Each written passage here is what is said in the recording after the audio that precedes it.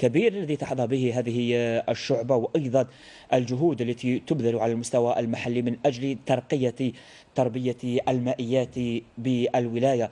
ومن أجل تفاصيل أكثر حول هذه التجارب الناجحة مشاهدينا الكرام، أسعد ومثلكم جميعا أن يكون ضيفي من محطة ورقلة الجهوية كل من السيد صالح بوغيشة وهو مدير الصيد البحري وتربية المائيات بولاية ورقلة. سيدي مساء الخير وأهلا بك إلى هذا الفضاء الإخباري.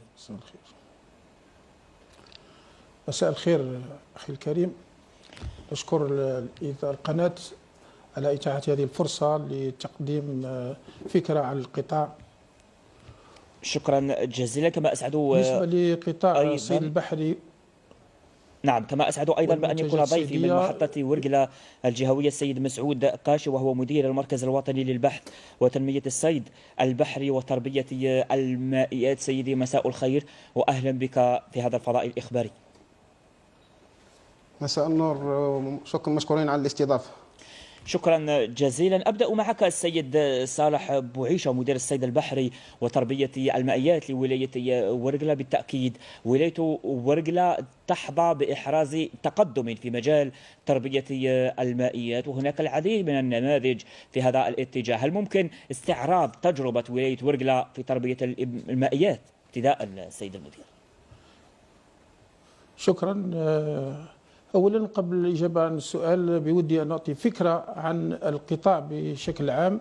بالنسبة لقطاع الصيد البحري والمنتجات الصيدية ومن القطاعات المعول عليها لما يحققه من تنمية في تحقيق الأمن الغذائي، بالإضافة إلى المساهمة في الصناعات المتعلقة بالصناعات التحويلية اللي تدخل في المكملات الغذائية وصناعات الجانب الصحي.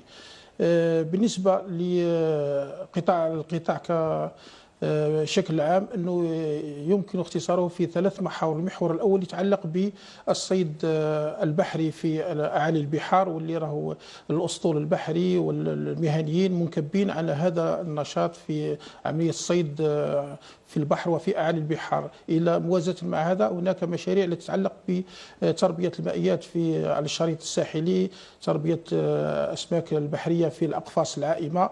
نجول المحور الآخر يتعلق بالولايات الداخلية واللي من بينها ولاية ورقلة.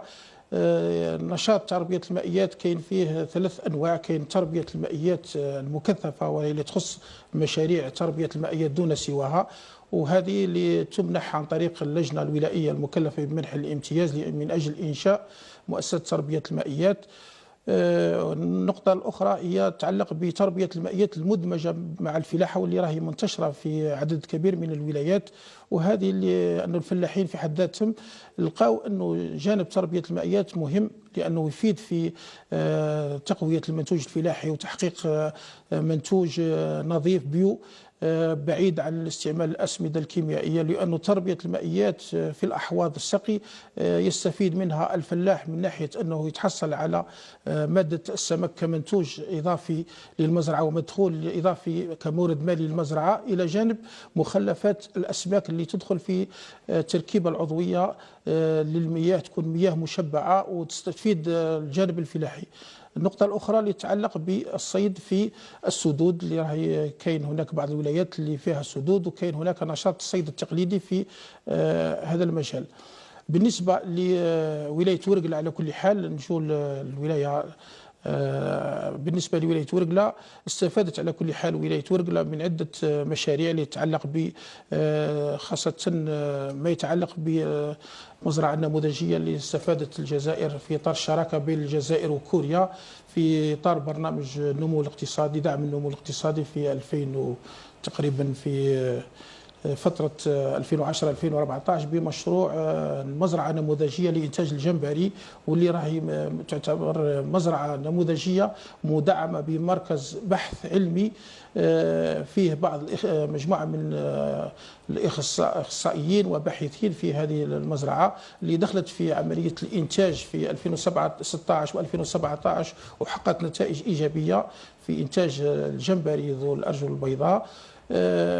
مؤخرا تعزت هذه المزرعة النموذجية بوحدة لصناعة أعلاف الأسماك، هذه اللي تم إنجازها ونسبة الإنجاز راهي تقريبا 100%. فقط مازال عملية استلام المشروع وتدشينه في الأيام القليلة القادمة، ليعتبر هذا المشروع دعم قوي لتربية المائيات بالجنوب ككل.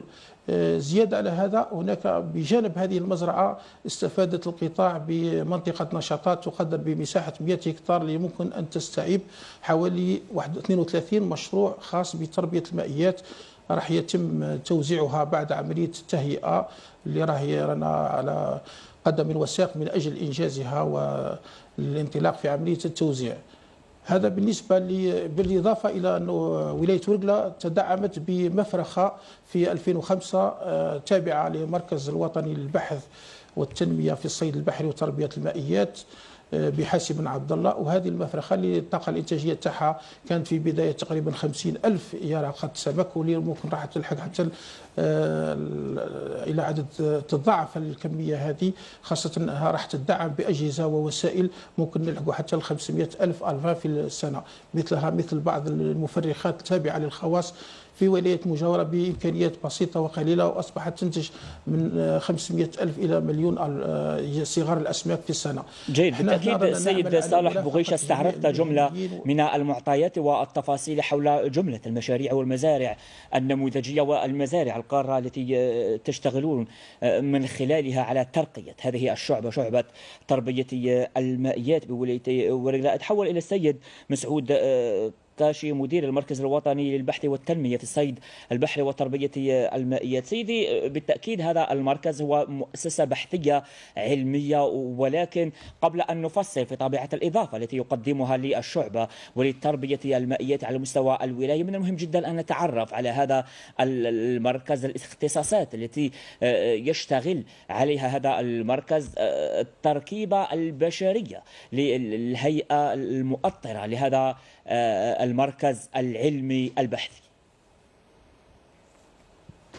بسم الله الرحمن الرحيم. فيما يخص المزرعة النموذجية لتربية الجمبري ببلدية حاسب بن عبد الله، تعتبر أحد محطات المركز الوطني للبحث والتنمية في الصيد البحري وتربية المائيات المتواجد ببوسماعين المركز الوطني.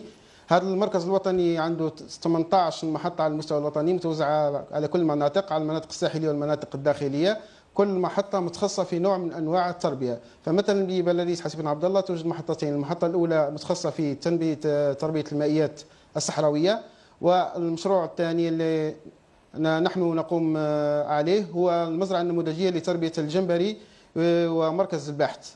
المركز البحث هذا يشرف عليه مجموعة من الإطارات اللي تلقوا تكوين في جمهورية كوريا الجنوبية في هذا الإطار، في إطار تربية الجمبري ذو الأرجل البيضاء.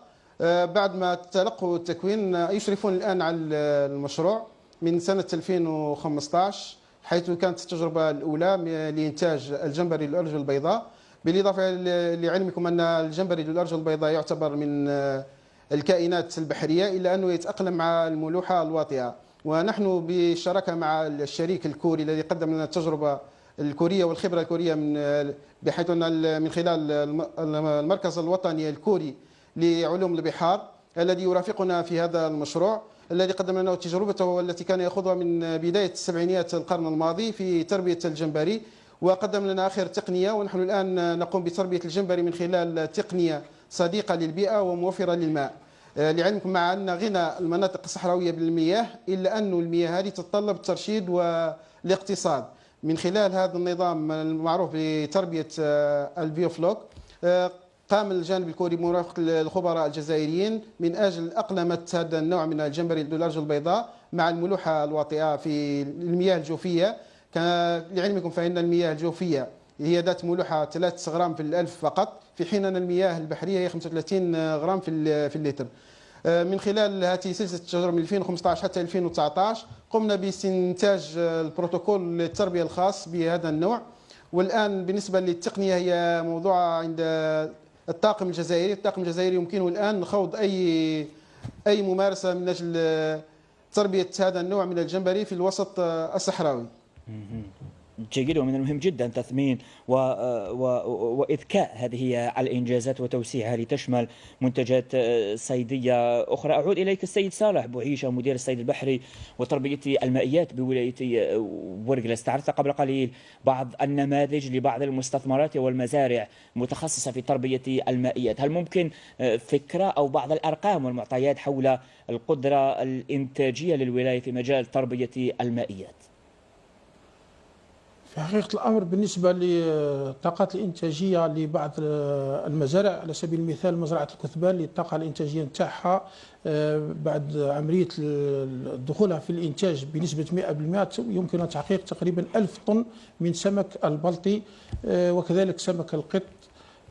هذا إذا دخلت المزرعة باستعمال كل العناصر الموجودة بها، وتعتبر كمشروع الأول من نوعه في الجنوب، اللي يعتبر كمشروع نموذجي. كان فيه وحدة للصناعات التحويلية كهذا المشروع اللي يعتبر مكسب للقطاع، بالإضافة إلى بعض المزارع اللي دخلت في تربية المائيات في جونفي 2023 اللي تقوم بعملية التسمين فقط، اللي تعتبر مشاريع مدمجة مع الفلاحة، وهذه راح تعطي دفعة قوية لتربية المائيات في الجنوب. ناهيك عن العمل اللي نقوم به مع الجامعة ومع معهد التكوين المهني من أجل تكوين الفئة اللي راح تحمل المشعل في تنفيذ المشاريع التنموية المحلية. على كل حال الطاقة الإنتاجية للمزارع مختلفة، كل حسب العملية الأولى اللي يقوم بها عملية الاستزراع. إذن عملية الطاقة الإنتاجية مربوطة أولا بكمية الأسماك المستزرعة في بداية الدورة الإنتاجية، دورة تربية المائيات، وتختلف من مزرعة لأخرى. كاين اللي فيها 100 طن، كاين اللي فيها 50، كاين فيها حتى 10 طن. يعني الأرقام ما نقدرش نضبطها إلا إذا كان عرفنا عندنا الانطلاقة تاع المشروع. مشروع كي ينطلق نقدروا نعرفوا الطاقة الإنتاجية نتاعو بعد عملية التسمين اللي تدوم ممكن 5 إلى 6 أشهر كمرحلة تسمين لهذه صغار الأسماك. جيد. السيد مسعود كاشي، مدير المركز الوطني للبحث وتنمية الصيد البحري وتربية المائيات، حينما نتحدث عن مركز وطني للبحث والتنمية هذا يؤكد أننا بصدد الحديث كما أشرنا سابقا الحديث عن مؤسسة بحثية علمية، وهذا يعني أن هناك مجموعة من الباحثين والمختصين في مجال تربية المائيات على مستوى المركز. ما هي التفاصيل التي تشتغلون عليها، وهل ممكن فكرة حول طبيعة الإنجازات التي حققها المركز في مجال الاختصاص أستاذ؟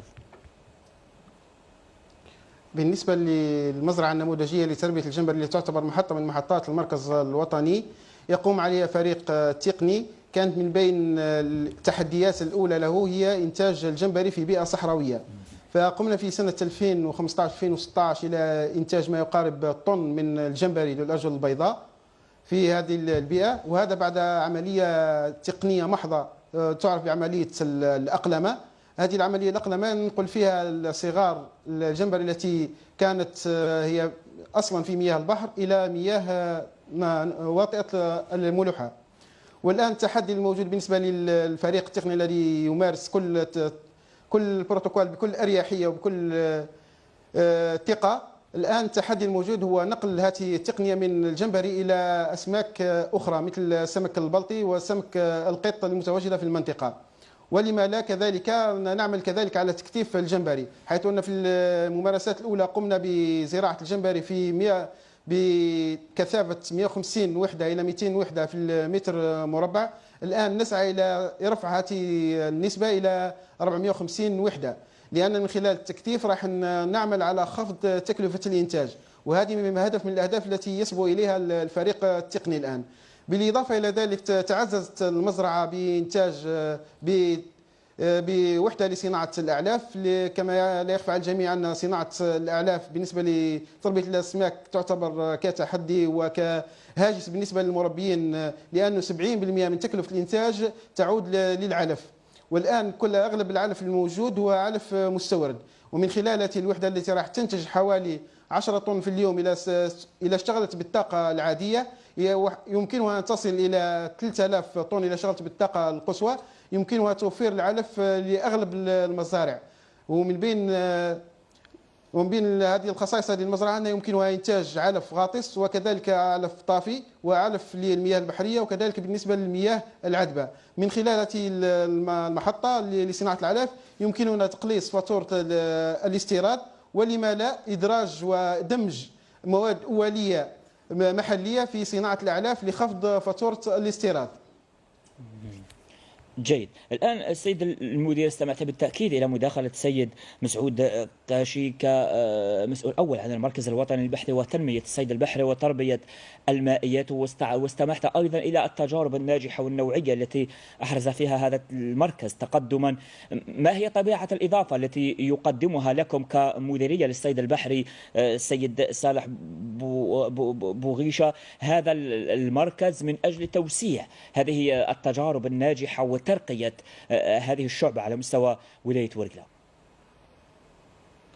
حقيقة الأمر أنه إنتاج المصنع هذا اللي راح يدخل في بعد أسابيع في مرحلة الإنتاج راح يغطي شق كبير اللي كان الفلاحين والمهنيين وأصحاب المزارع وأصحاب المستثمرات الخاصة بتربية المائيات.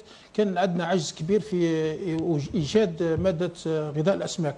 الآن بهذا دخول هذه الوحدة في الإنتاج ممكن راح تغطي وتوقع لنا كما قلت توفر لنا غذاء الأسماك لجميع الفئات، خاصة الناس اللي راهي تنشط في مجال تربية المائيات، ولما لا تكون هذا المصنع يصدر حتى الخارج.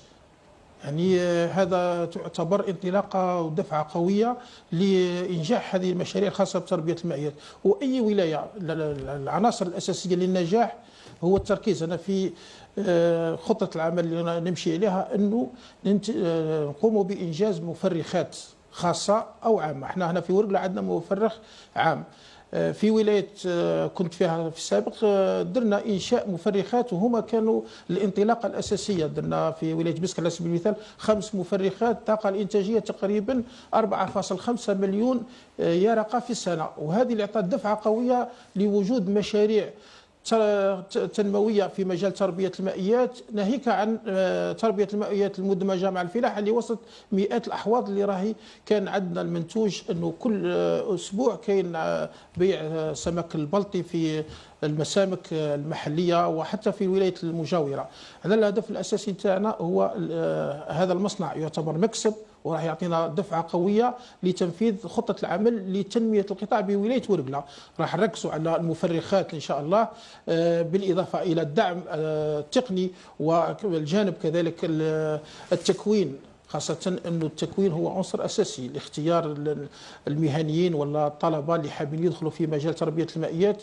التكوين هو عنصر مهم، واختيار المستثمرين الحقيقيين هو اللي عندهم الإرادة قوية باش ينفذوا المشاريع نتاعهم. وإحنا من جانبنا راح نرافقوهم وراح نرافقوهم منذ التكوين إلى غاية عملية المنح الاستفادة نتاعهم من قطاع الأرضية عن طريق اللجنة الولائية المنشأة على سبيل المثال في هنا على مستوى ولاية ورقلة. راح نعطوا متابعة لتنفيذ المشروع، إنجاز المشروع، حتى عملية التسويق راح ندخلوا ونعاونوهم ونفتحوا لهم فضاءات لعملية التسويق كما راهي دارت مبادرة الوزارة في الآونة الأخيرة البيع الترويجي للأسماك. هذه أعطت دفعة قوية وتحفيز كبير لأصحاب المزارع وأصحاب المؤسسات تربية المائيات باش ينشطوا ويضاعفوا من الإنتاج نتاعهم، لأنه في السابق كانوا متخوفين وين يبيعوا الأسماك نتاعهم، المنتوج نتاعهم، كان هناك إبهام فيما يخص عملية التسويق في السنوات الماضية. لكن السنة الأخيرة هذه من العام الماضي إلى بداية هذا العام راهي كاين هناك عملية ترويج لبيع الأسماك المياه العذبة أو أسماك المياه البحرية.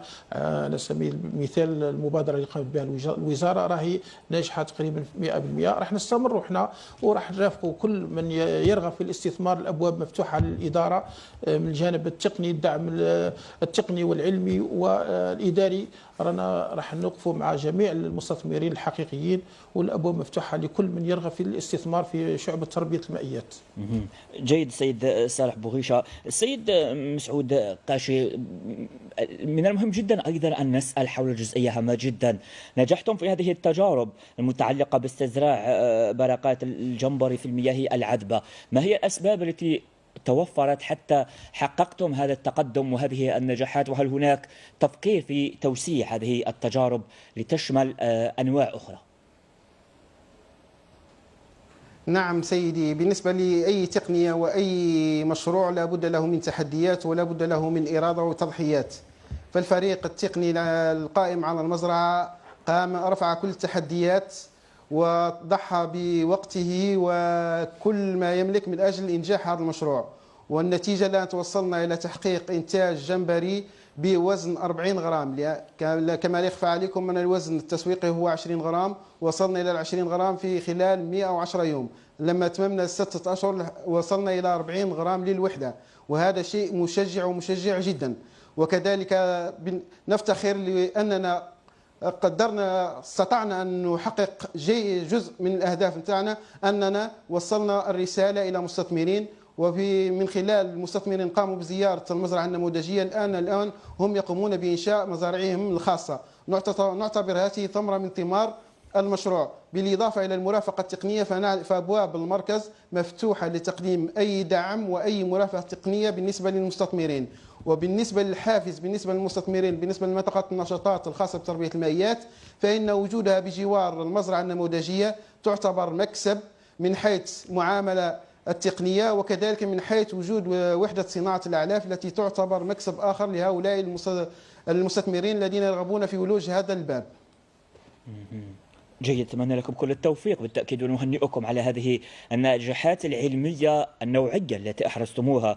أستاذ مسعود قاشي، مدير الصيد البحري وتربية المائيات لولاية ورقلة، من المهم جدا أن نسأل أيضا عن الاستثمار في مجال تربية المائيات بولاية ورقلة. إلى أي حد هناك اقتناع من طرف المستثمري الولاية بالجدوى الاقتصادية للاستثمار في تربية المائيات؟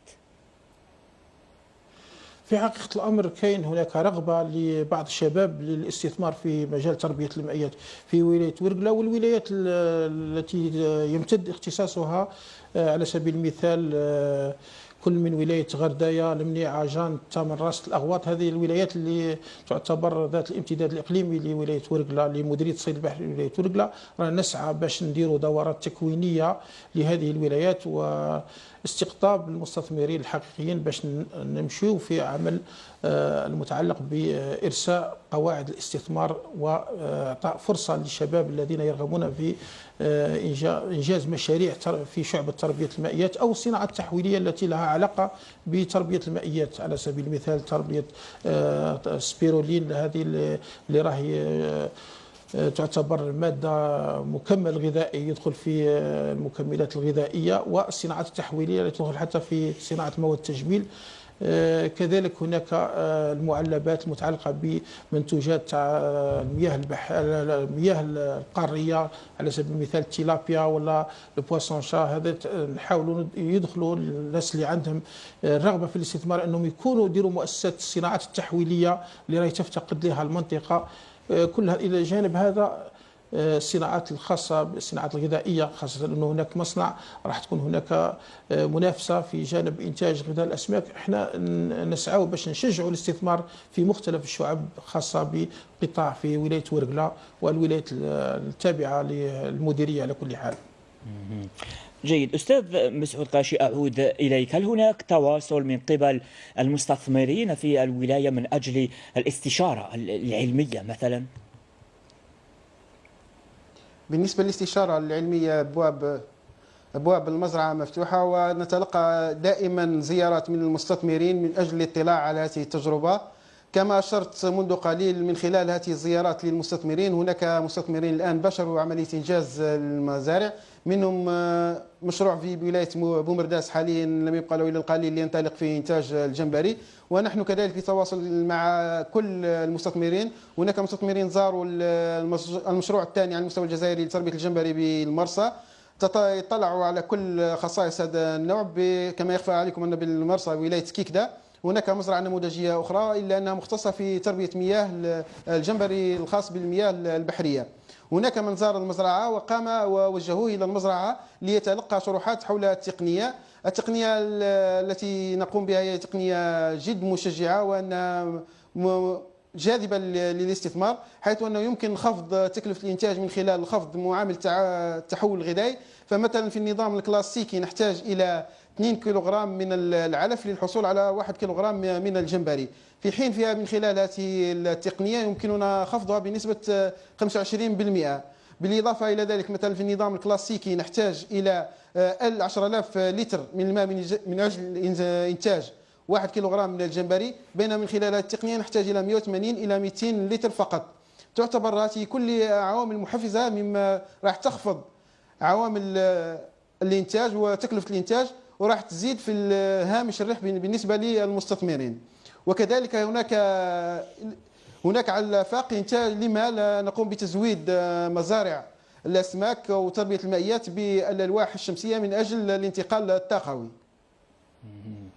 جيد، هي مشاريع طموحة جدا بالتأكيد، أتمنى لكم كل التوفيق. سيد المدير، من المهم جدا أيضا أن نسأل ونحن نتحدث عن تخصص استثماري متعلق بتربية المائيات، فيما تتمثل خصوصية الاستثمار في تربية المائيات.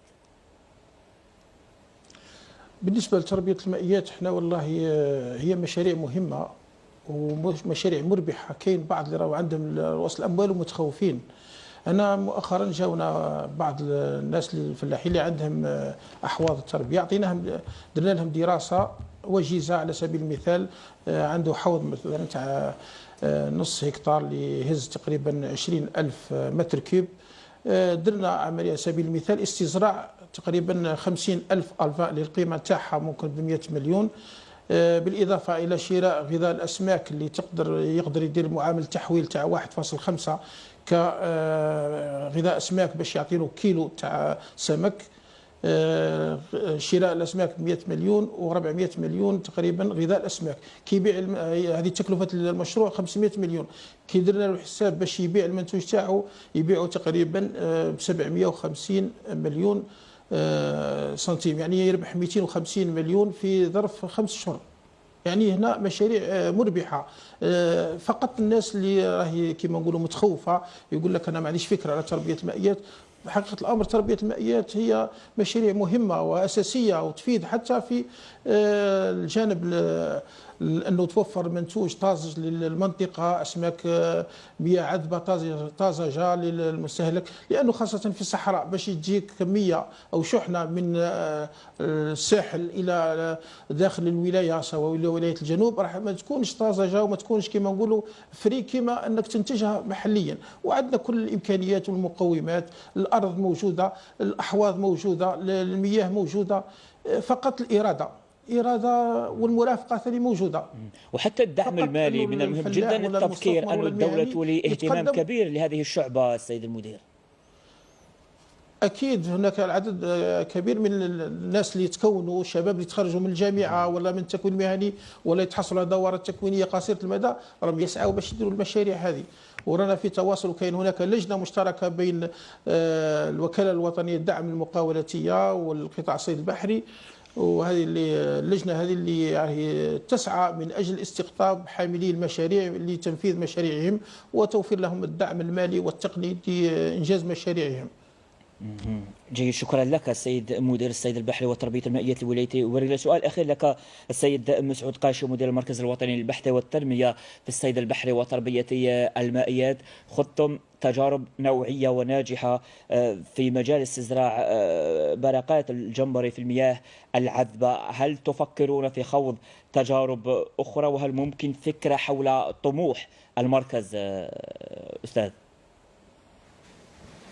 بالنسبة للفريق التقني للمزرعة من خلال خطة العمل ل 2023 نحن الآن في صدد دراسة إمكانية أقلمة الجمبري المحلي وما يعرف بالكيراتيريس. كيراتيريس هذا المتواجد على مستوى البحر الأبيض المتوسط، من أجل أقلمته مع الملوحة الواطية ودراسة إمكانية إدراجه في التربية.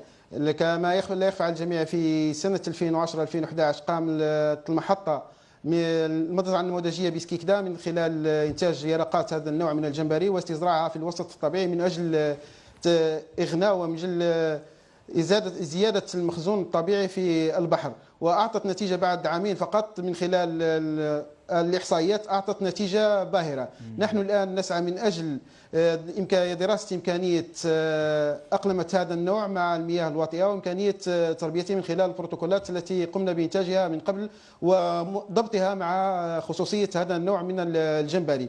وكذلك نحن نعمل على توسعة تجربة تربية من خلال النظام البيوفلوك إلى أنواع أخرى مثل سمك القط وسمك القط والسمك البلطي النيلي والبلطي الأحمر من أجل المحافظة على المياه لمدة أطول.